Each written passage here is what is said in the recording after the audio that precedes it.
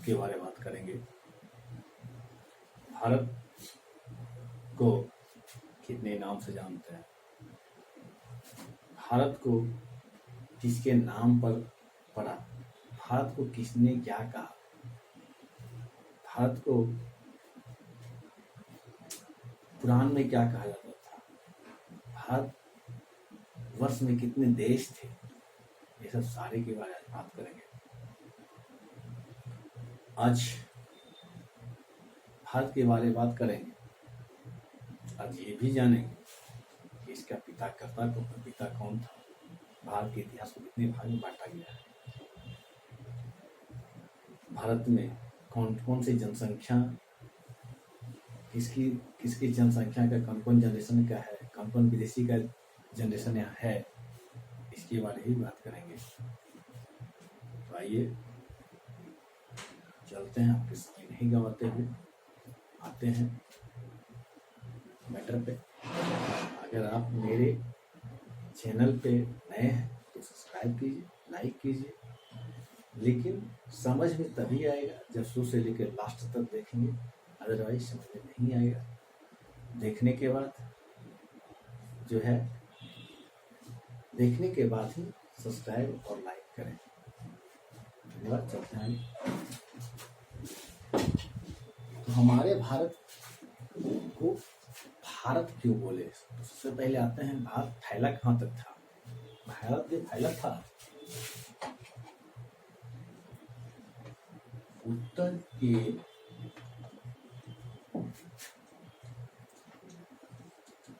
हिमालय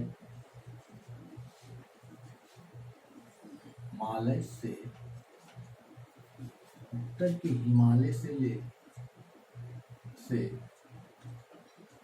समुद्र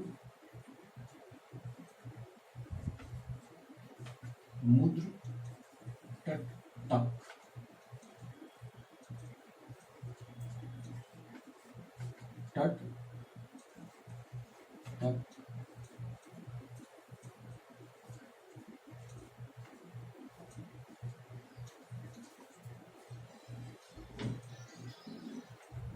फैला भाग को हम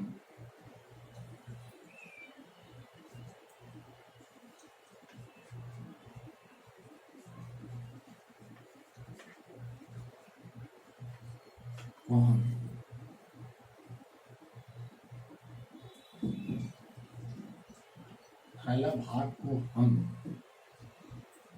या इस उप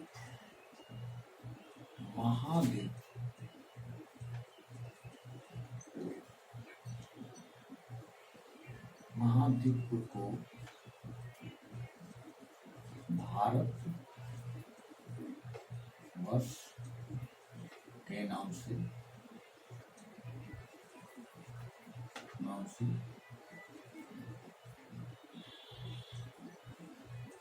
जानते हैं। तो उत्तरी हिमालय से लेकर के समुद्र तक फैला हुआ भाग को हम हम या इस उपमहाद्वीप को भारतवर्ष के नाम से जानते हैं।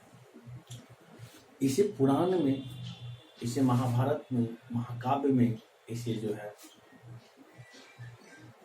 भारतवर्ष के नाम से जाना गया है।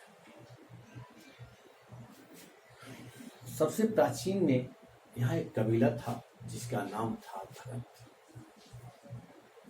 प्राचीन में एक कबीला था जिसका नाम था भरत, और उसका जो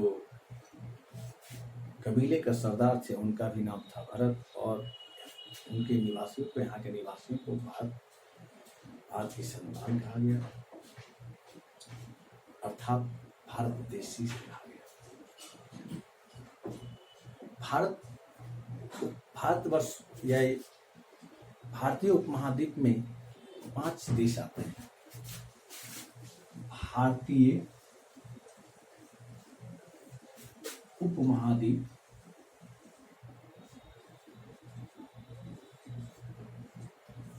में 5 देश आते हैं।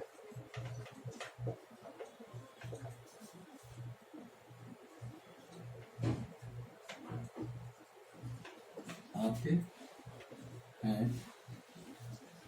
पहला भारत, दूसरा पाकिस्तान,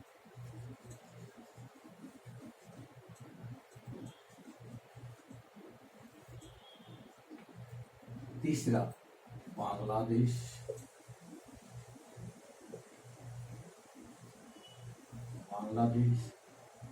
चौथा नेपाल, पांचवा भूटान। तो भारतीय उपमहाद्वीप में जो है कितना देश आते हैं? तो 5 देश आते हैं। कितना देश आते हैं? 5 देश आते हैं।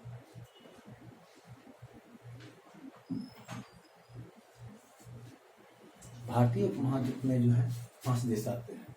तो आप देख सकते हैं भारत, पाकिस्तान, बांग्लादेश, नेपाल, भूटान, ये जो है 5 जो होता है भारतीय उपमहाद्वीप में 5 देश का आते हैं, और इसीलिए इसको कहा गया भारत उपमहाद्वीप कहा गया है।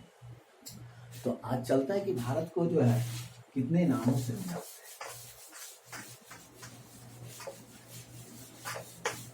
भारत को जो है कितने नामों से जानते हैं। तो पहला जो है उसका नाम है भारत, दूसरा जो इसका नाम है इंडिया, तीसरा जो नाम है हिंदुस्तान,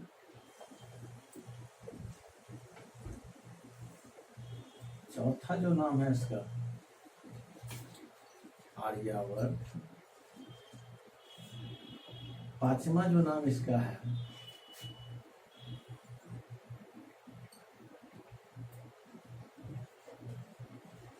रेवाखंड,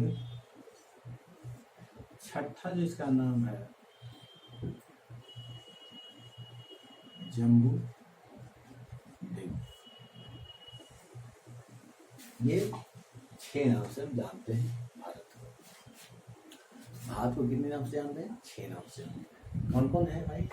तो इंडिया, भारत, इंडिया, हिंदुस्तान, आर्यावर्त, रेवाखंड और जम्बू द्वीप, यानी 6 नाम से हम जानते हैं। अब 6वें नामों के पीछे क्या कारण है, क्यों इसका नाम इतना नाम से जानते हैं, क्यों कैसे कैसे क्या नाम पड़ा? तो सबसे पहले आते हैं कि भारत को, अभी आपको बताया कि भारत को जो है यहाँ का सबसे पुराना कबीला था, यहाँ का सबसे पुराना कबीला था। इसका सरदार जो थे, इसका मेट, जिसको मेट कहते हैं, सरदार कहते हैं, उनका ही नाम भारत था। और इसको जो है उन्हीं के नाम पर महाकाव्य में, रामायण में इसका नाम भारत है। और यहाँ के रहने वाले निवासी को भारत का संतान अथवा भारत का निवासी कहा गया, भारतवासी कहा गया। तो पहला आपका क्लियर हो गया। दूसरा आते हैं कि इसका नाम इंडिया क्यों पड़ा, या इंडिया से पहले हम इसको जान लें कि इसका नाम हिंदुस्तान क्यों पड़ा, तो ज़्यादा मजा आएगा कि इंडिया फिर क्यों पड़ा। तो सबसे पहले हम जानते हैं हिंदुस्तान क्यों इसका नाम पड़ा। तो सबसे पहले यहाँ जो भारत पर आक्रमण किए थे वो ईरानी थे। सबसे पहले जो भारत पर आक्रमण किए थे वो ईरानी थे, जो कि 550 ईसा पूर्व में किए थे। 550 ईसा पूर्व में किए थे। लेकिन ये जो किए थे इनसे कोई हमको क्षति नहीं हुई, कोई हानि नहीं हुई है, इसलिए इनको याद रखा नहीं गया। उसके बाद इन्हीं का वंश जो है, ये जो किए थे, ये ईरानी जो किए थे उसका नाम था हखमनी वंश।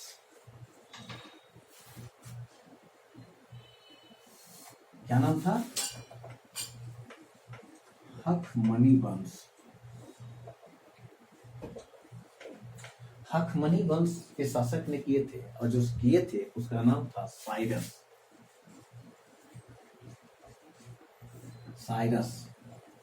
साइरस किया था, जो 550 में किया था। भारत में जो साइरस ने आक्रमण किया था वो 550 में किया था। लेकिन इससे हमें कोई क्षति नहीं हुई, और इसका हम याद नहीं करते, हमारा इतिहास नहीं बताता है। बट इसी का एक वंश था, ईरानी का एक जो एक शासक था जिसका नाम था डेरियस। डेरियस जिन्होंने 516 ईसा पूर्व में हम पर आक्रमण किया।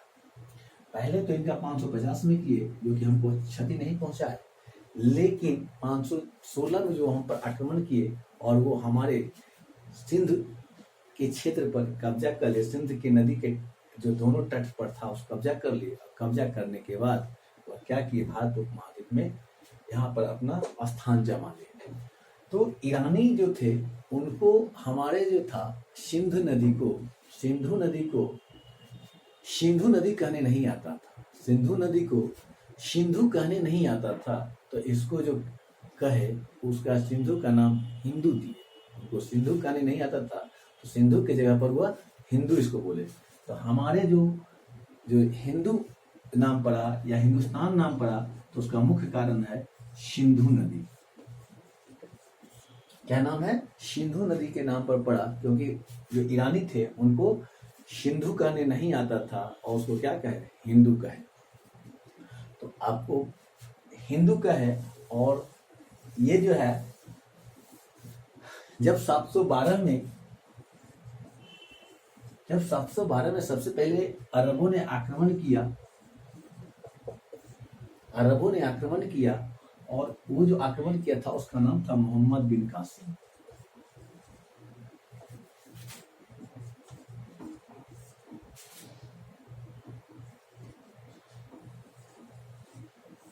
सात सौ 12 में जो आक्रमण किया था उसका नाम था मोहम्मद बिन कासिम। और मोहम्मद बिन कासिम जब यहाँ आक्रमण किया तो उसके साथ आए और उसको जो है वह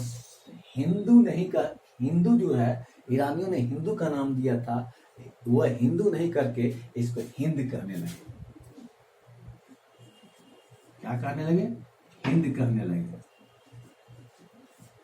कहने लगे। और अरबों जब आए उसके बाद और आए, गजनी आया तो गजनी आया, मोहम्मद गौरी आया, ये सब जो आया तो इसका लेखकों ने अब हिंद नहीं करके इसको लगा दिए, क्योंकि यहाँ हिंदुओं की संख्या सबसे ज्यादा था इसलिए इसका नाम हिंदुस्तान लगा दिए।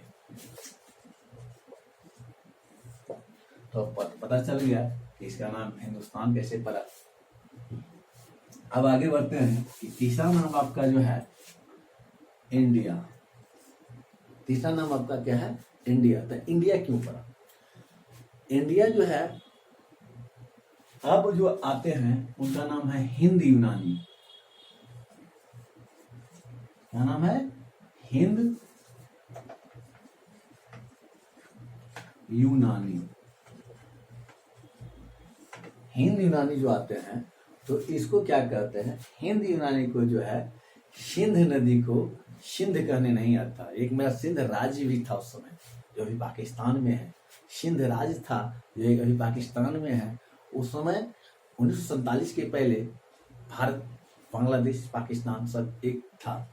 और उस समय जब वो आक्रमण किए थे तो उस समय उनको जो है सिंध राज्य को सिंध कहने नहीं आता था, सिंधु नदी को सिंधु कहने नहीं आता था। तो उसको क्या किए कि जो सिंध राज्य था उसका नाम सिंध नहीं करके उसको इंदे बोले।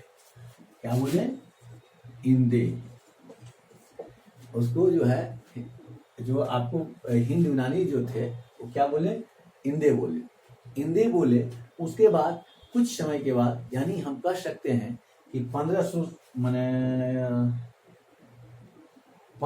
17वीं शताब्दी में, यानी 1600 लगभग 1500 कुछ में ही आया था। अकबर के शासन काल में ही अकबर जो है अंग्रेज आ गया था और अंग्रेज को जो है उस इंडी नहीं करके इसका नाम इंडिया दे दिया। अब आते हैं मेन, ये कहां से नाम पड़ा। चौथा नाम इसका जो है आर्यभट्ट।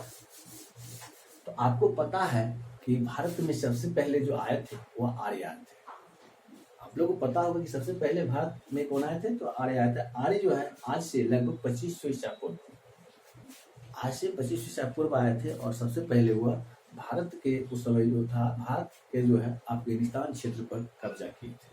अफगानिस्तान, पंजाब, सिंध, पूर्वी पूर्वी पूर्वी बंगला पूर्वी बंगाल, पश्चिमी बंगाल, पंजाब, पश्चिमी पंजाब, ये सब क्षेत्र पर कब्जा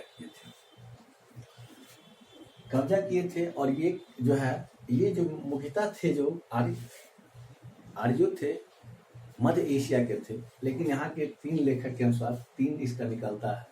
जैसे बाल गंगाधर तिलक कहते हैं कि नहीं, ये जो थे ये आपको, ये क्षेत्र आपका जो है आर्टिक क्षेत्र है, ये जो क्षेत्र है आपका आर्टिक क्षेत्र है। और बाल गंगाधर तिलक कहना है कि ये लोग जो थे आर्टिक क्षेत्र से आए थे। लेकिन दयानंद सरस्वती जो मेरे हैं वो कहते नहीं, ये जो आए थे वो आपको तिब्बत से आए थे। दयानंद सरस्वती कहना है कि वो आए थे तिब्बत से। तो इसका विवाद है, इस पे हम नहीं जाना चाहेंगे। लेकिन ये जो है आर्य लोग आए और इन्हीं के नाम पर ये क्या पड़ा, इसका नाम आर्यावर्त पड़ा। अब आते हैं तो आर्य यहाँ लोग आए और उनके नाम पर क्या पड़ा, आर्यावर्त। इसका 5वां नाम जो है रेवाखंडे। 5वां नाम रेवाखंडे। रेवाखंडे का नाम क्यों पड़ा? रेवाखंडे का नाम के पीछे क्या कारण है? तो हम जानते हैं कि हमारे पास एक राज्य है जिसका नाम है मध्य प्रदेश। हमारे पास एक राज्य है जिसका नाम है मध्य प्रदेश, और मध्य प्रदेश का एक जगह है जिसका नाम है रीवा, जो कि सतना के से 45 किलोमीटर आपको लगभग दक्षिण में है। सतना से 45 किलोमीटर दक्षिण में है और उसका नाम है रीवा। और रीवा को ही लोग रीवा कहते हैं अथवा रेवाखंड कहते हैं, और इसी के नाम पर इसका नाम पड़ा रेवाखंडे। अब आते हैं जम्बू द्वीप। जम्बू द्वीप, इसमें पुराणों में ऐसा कहा गया है, पुराणों में ऐसा कहा गया है कि जहाँ पे अभी आज भारत है वहाँ पे एक द्वीप था, और उस द्वीप में सिर्फ और सिर्फ जो था जामुन की पेड़ था। जामुन, जिसको हम देहाती भाषा में फनेला कहते हैं। देहाती भाषा में फनेला कहते हैं। इसका फल जो होता है काला, हल्का जो है उसको कह सकते हैं कि नीला कलर में होता है, और ये बहुत अच्छा ही फल है ये जो है। और इसी पेड़ के नाम पर इसका जो नाम पड़ा वो नाम पड़ा जम्बू द्वीप। अब आते हैं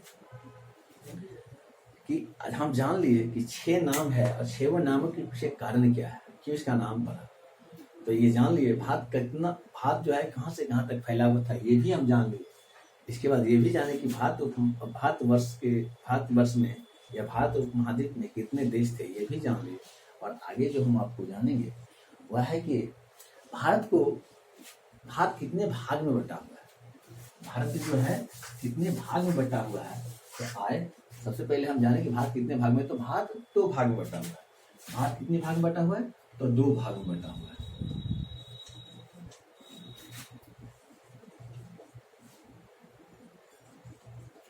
भारत कितने भाग में है, तो 2 भाग में है। 2 भाग में कौन कौन भाग है, तो एक भाग का नाम है उत्तरी भारत,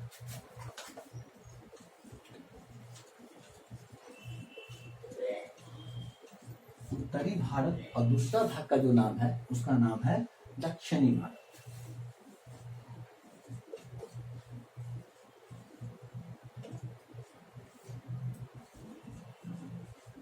दक्षिणी भारत। अब ये दोनों भारत के जो है, भारत ऐसे क्या 2 हिस्सा में है। भारत भौगोलिक रूप से 2 हिस्सा में है, बट भारतवर्ष है एक। भौगोलिक रूप से ये 2 भाग में है।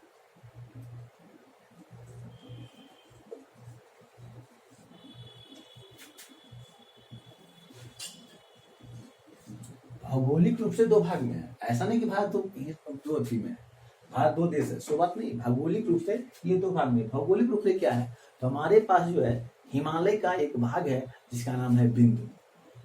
हिमालय का एक भाग है जिसका नाम है बिंद। बिंद पर्वत जो है हिमालय का ही भाग है, और वो जो है भारत के बीचों बीच से 2 भाग में काट दिया है। कौन सा पर्वत, तो बिंद पर्वत। इसको बिंद भी कहते हैं अथवा विंध्याचल भी कहते हैं। बिंद पर्वत कितना भाग में बटा है, 2 भाग में बटा है।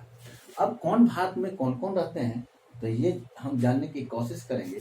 तो जो उत्तरी भारत में है उत्तरी भारत और दक्षिणी भारत में कौन कौन से परिवार रहते हैं उनको हम जानने की कोशिश करेंगे।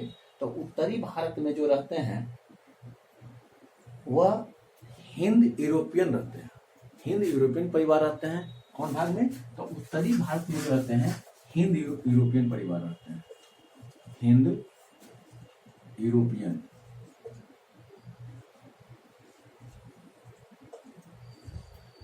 यूरोपियन परिवार रहते हैं। और दक्षिणी भारत में जो रहते हैं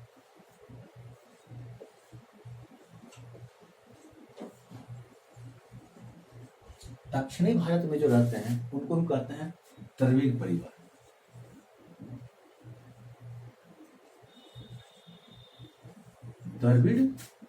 द्रविड़ परिवार कहते हैं।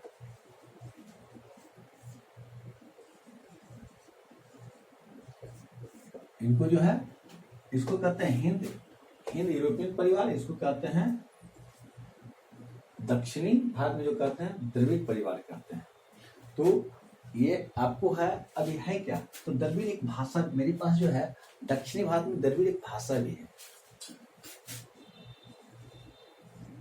द्रविड़ एक भाषा भी है। अब द्रविड़ भाषा के अंदर बहुत सारे आता है, जैसे तमिल, कोंकणी, तेलुगु, मराठी, ये सब जो है, मराठी हो गया, आपको मलयालम हो गया, ये तो सारे भाषा जो की है द्रविड़ परिवार की भाषा है। और इसी जैसे उत्तरी भारत में भी बहुत सारे भाषाएं हैं। तो हम जान लें कि किस भारत में भारत को कैसे दो भाग में बंटा, किस भाग में कौन सा परिवार रहते हैं।